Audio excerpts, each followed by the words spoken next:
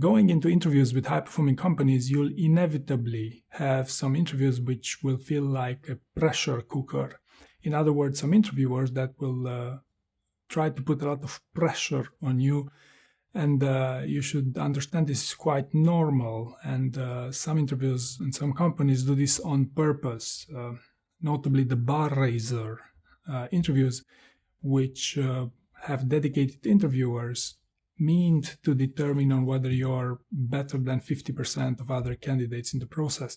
So this is actually an interviewing technique that they want to put pressure on you. And there's also an opposite of that they make you feel too comfortable, but maybe that's for another video. So how do you pass? How do you optimize your chances to pass these tough interviews? First, I'd like to share with you what happens during these rounds. So what happens when you put candidates under pressure? And the most common scenario that I hear from candidates is that you are giving an answer that you think on the spot is the right answer, but a few hours after a job interview, you realize it was your second or your third best story. And this is how actually the difference is being made in job interviews. Candidates which have the best stories differentiate themselves from candidates who have their second or their third best stories. So what's the fix here?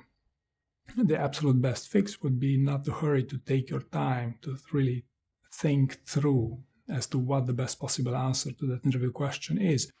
And I know this is easier said than done, but what if I give you some help here? For example, you could take a sip of water every now and then, or you could also say something on the lines, hey, that's a great question. Let me take a brief moment to think about my best answer. Or if the interview question is on the longer side, you could also consider writing it down, because if you write it down, it's on the reasoning that, it's a long question, to answer the question in full, not only the first half or the second half of their question.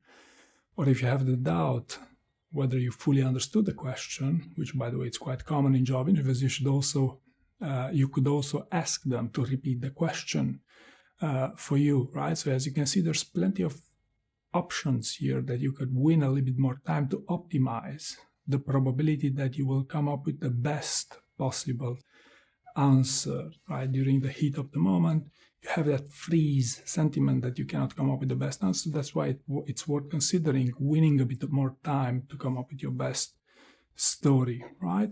The next thing I like to share with you here is that why this putting pressure on candidates is hugely efficient in job interviews, because candidates who do not prepare for interviews at all are far more likely to get stuck.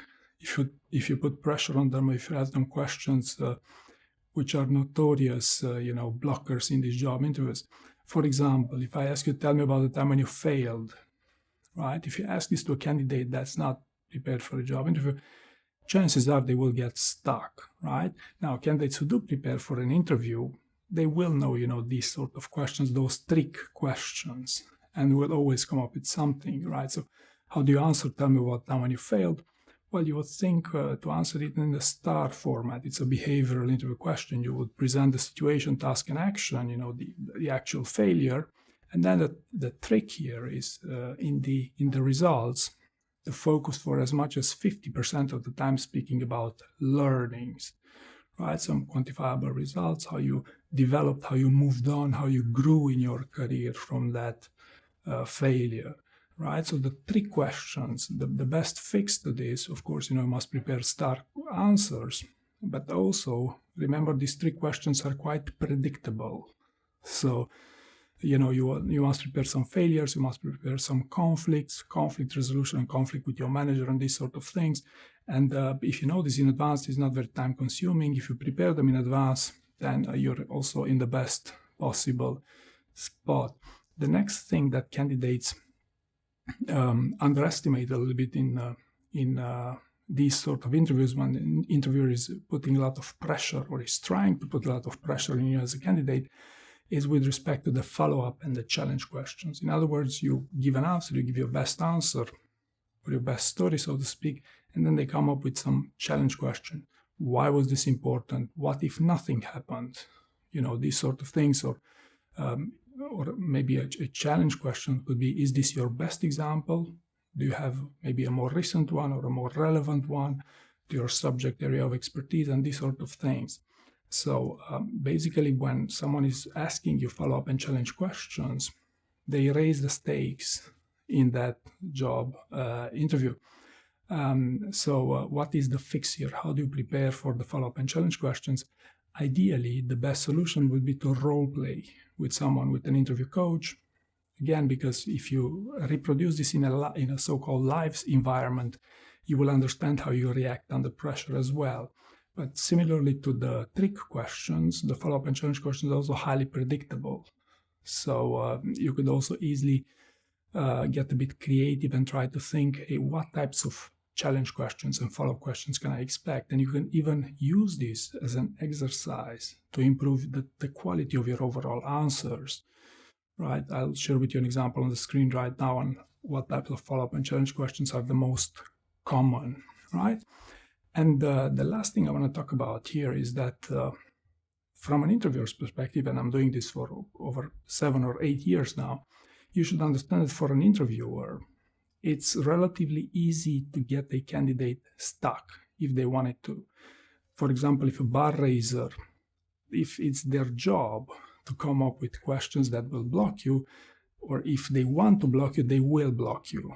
So this is something hugely important to understand, because actually your best defense against, these pressure cooker types of interviews is that you can assume that, hey, I might get blocked.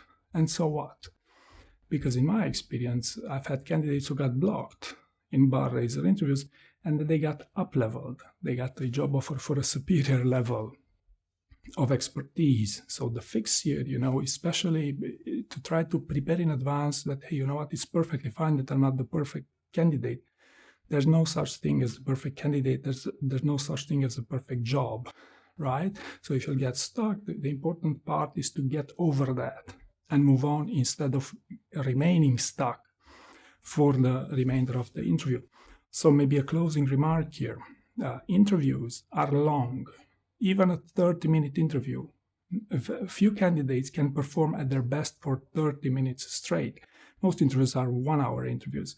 And when you think about a round of 5 or 6 1-hour interviews, you can understand how your performance will decrease over time, or might decrease, But one thing I observed is that candidates would greatly benefit if they kept in mind of having an even performance or trying to perform best throughout their job interview. How do you achieve this? Well, ideally, you should train yourself to interview, ideally with an interview coach. But also, I noticed that if you self-pace your answers during job interviews, take a deep breath, take a sip of water, take your time to answer these questions, you also will get a more even performance throughout your interview, instead of having a great performance within the first half of the interview, and then for the second half, you'll be depleted of energy, right? So maintaining your energy levels is also something you should keep in mind. So I hope you found this useful, and thank you very much for watching.